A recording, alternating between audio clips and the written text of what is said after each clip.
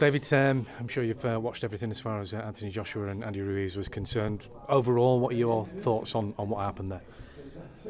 I've watched it a couple of times, and the last time I watched it was last night. At first, it was, looked like Joshua probably winning at the races, but then when I watched it last night, the first couple of rounds, he was fine, and then he's caught Andy Ruiz, and if the fight would have been stopped just after that and he'd have jumped on him and not been caught himself, then it would have went down as a good performance. But the Ruiz punch that caught him as he went in for the killers changed everything, and then for the next few rounds it was pretty even Stevens, but round 6 was a big turning point for me, because Ruiz went to the body really well, Joshua, and you could see it drain him, you could see it take it out of him, and it was at the end of that round when he was asking why he was feeling like this. But if you watch round 6, Ruiz works the body really well, and I think that kind of broke Joshua's heart without him realising. He was asking what it was. I think it was them body shots. And then round 7, obviously, it seemed to, it was the beginning of the end, wasn't it? And so I think the better man won on the night. And I don't know what's going on behind the scenes, and everyone's saying different things, but I simply put it down to Ruiz. It was wrong for Joshua. I think he struggled with the height difference, how compact and short Ruiz was. You could see he was leaning down to his height, trying to jab to the body. It can be awkward for a big man fighting smaller opponents when they're a lot smaller. I know from my own experience, so I think that played a factor. But I think the key to Joshua, if he fights him again, is to not punch with someone who's got faster hands than you, because you're more than likely going to be beaten to the punch, which is what happened to him. If he can just keep it simple and only throw when Ruiz isn't throwing, then I think he can win a punch decision next time if he goes ahead and has the rematch. In the lead up to the fight, as he was coming into the ring and he was laid up against the ropes, he had his arms up, he was messing with his gum shield, his eyes were all over the place. Do you think something somewhere was going wrong? I don't know. He may well have been in a place in his head where he was maybe not nervous for the fight, or not on edge enough, and he may have thought Andy Ruiz was going to be an easy night's work, and it might have been a little bit too pedestrian, his attitude towards it. But we've never seen that before from him, no matter who he fights, because he always states how much respect he's got for anyone he was going to fight. So we're all trying to second guess what's going on in his head, and he's the only person who knows. But the lackadaisicness in the ring before the fight, he looked calm. I mean, I don't know. It's hard. We're all trying to read his mind, and we'll never really find out for sure until maybe a lot further down the line. Is this where we find out what he's really made of now? Then how he recovers and bounces back from this? Yeah, look, it's a difficult thing to come back from a crushing defeat like that and go straight back into the rematch with the same opponent and win. I tried it with Tony Thompson. It didn't work for me. It didn't work out for whatever reason. I think if he can, it's going to make him a much better fighter and a much stronger person for going forward.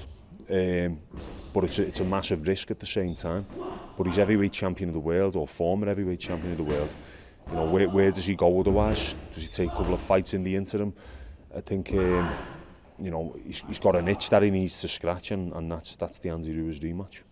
Were there some similarities, did you think, with your fight with Tony Thompson when he caught you just behind the ear as well, and that seemed to really scramble your senses in the first fight? My first fight, when I got caught behind the ear, my legs just went from under me, and I got up and I wobbled, and the referee stopped it. But then it's literally seconds later, I was fine. So I understand how that can mess up your equilibrium. I wasn't concussed, nothing. It was just a balance thing in the first fight, which was desperately unlucky for me. But I can understand why it's affected his equilibrium on the night and why he struggled to recover.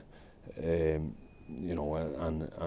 it's obviously a bigger upset that Joshua's lost to Andy Ruiz than me losing to Tony Thompson, although mine was an upset. This is like a massive upset, isn't it? The world isn't going to stop talking about it for a long time.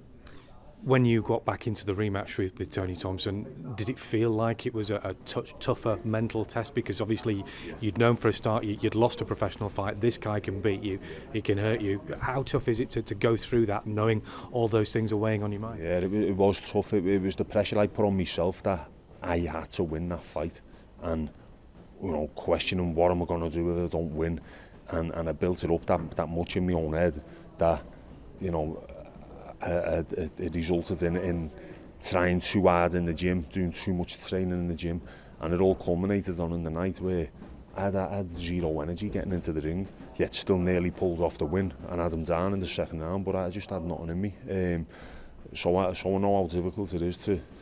If I had my time again, I wouldn't have took a rematch at all with Tony Thompson, never mind straight away.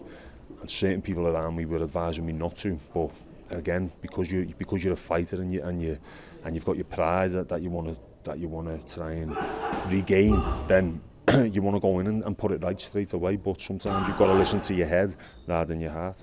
So is this a massive risk for Joshua then to take the rematch? Does he have to take a completely different approach to how he went into the first fight? Yeah, I think it's a massive risk because Andy Ruiz is a quality operator, fast hands and put his shots together really well. And Joshua seemed to struggle with the compactness, the shortness of Ruiz, his hand speed. If someone's got fast hands, they're the punches you don't see coming. If someone's a big heavy puncher, but you can see, you can anticipate it and brace for the punch, and it helps you absorb the shot better. It's the punch. Any fighter will tell you, the punches you don't see are the ones that will knock you out or will buzz you or daze you. So he's going to have to be completely switched on for the 12 rounds and just not exchange at all, especially mid-range where Ruiz is at his best and at his quickest. He's got to keep it long and literally jab his way to a point victory, but he knows he can hurt Ruiz as well as that, so it's definitely a risk. When you've got somebody who's coming in at 19 stone, when that kind of weight is behind you with a puncher, that's going to seriously hurt. Yeah, and any heavyweight can knock another heavyweight out, whether or not they're considered a massive puncher or whatever. It only takes one shot on the right spot, and you've got an upset or you've got a quick knockout. People who are supposedly durable, it's an 18-stone man putting that much force down onto a certain point on someone's head. It's gonna shake the brain. That's why heavyweight boxing is so unpredictable and as exciting as it is. And exciting for you as well. You've got a big fight coming up next month. How much are you looking forward to this with Dave Allen? Very much looking forward to it. Working really hard in the gym. Everything's starting to come into place nicely. 6 weeks out tomorrow, so I'm excited. Looking forward to a big night again. As far as Dave Allen is concerned, what have you made of how he's risen through the ranks? Yeah, he's had a bit of a up and down himself, hasn't he? He's had some low points. Recently he's had it more of his high points, so he's got momentum going forward. I don't think he's done well, so I'm looking forward to the challenge, but it's a fight that I'm expecting to win. And how much of a crossroads fight do you think this is for both of you? Because the winner of this could go on to some seriously big things. This is massive. This is probably the biggest fight of my career, but it's not the first time I've been in a crossroads fight, so to speak, because as soon as you've lost a couple of fights, every fight's a so-called crossroads fight, but this one to me is so big because of what's potentially on the other side that it's like my world title fight. And because of the experience that you've got and you seem to be in a good place now, do you think you're going in exactly the right direction? Definitely. This is coming at the right time for me, this fight, 100%. And I'm going to show it on the night and put a performance in and make people sit up and take notice.